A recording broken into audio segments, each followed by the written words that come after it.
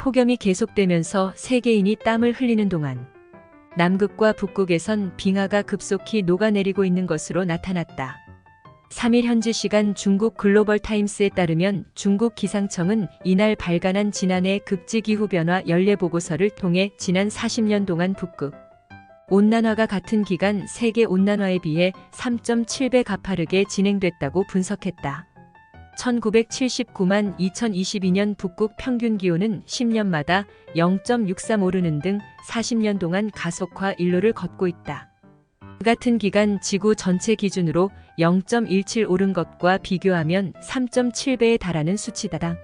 지난해 남극과는 다르게 북극 평균 기온은 평년보다 1.10 높게 나타났다. 남극이 북극보다는 느린 속도로 뜨거워지고 있지만 남극도 지구 평균과 비교하면 빠른 속도로 달아오르고 있다. 남극의 기후 위기는 다른 형태로 나타나고 있다. 남극에선 빙하가 사라지고 있다. 남북극 일대 광범위한 빙하 지역은 지구 생태 변화에 민감해 기후 위기의 바로미터로 불린다. 1970년대 후반 들어 남극의 빙하 크기는 계속 줄었다. 2014년에는 급격한 감소가 목격됐다. 중국 극궤도 기상위성 펑인-3의 관측 데이터를 분석한 결과 지난해 2월 9월 남극의 빙하 크기도 확연히 줄어든 것으로 나타났다. 이 기간 빙하 크기 평균치는 평월 대비 23.84%, 평년 대비 2.96% 줄어들었다. 특히 9월 빙하 크기는 사상 최소치를 기록했다. 서울 유시스 중국 기상청이 극지기후변화 연례보고서를 발간해 지난 40년 동안 북극 온난화가 같은 기간 세계 온난화에 비해 3.7배에 가파르게 진행됐다고 분석했다고 3일 현지 시간 글로벌 타임스가 보도했다. 지난달 뉴질랜드 과학계에서도 남극 빙하량이 1980년 이후 가장 적은 수준에 이르렀다는 경고가 나왔다. 남극은 오존량도 부족해지면서 심각한 상태에 놓이고 있다. 보고서에 따르면 남북극 오존량은 반대로 변화하고 있다.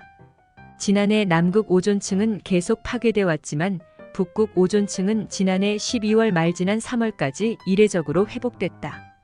다만 1984만 2021년 남북극 지역 온실가스 대기 농도는 세계 추세와 동일하게 지속적인 상승세를 보였다.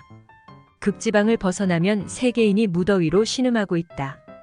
특히 올해는 지구는 뜨거움을 넘어 끓어오르고 있다.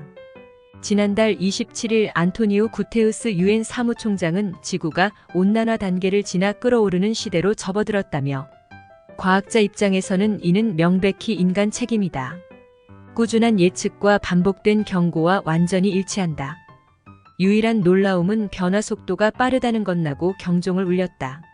세계 기상기구 WMO도 지난달 27일 유럽연합 EU 지원을 받는 코페르니쿠스 기후변화 서비스 시사메스의 데이터 분석 결과를 토대로 지난달이 역사상 가장 더운 달이 될 것이라고 공표했다. 지난달 123일 지구 표면 평균 기온은 16.95로 역대 가장 더운 달로 기록된 2019년 7월 16.63을 훌쩍 뛰어넘었다.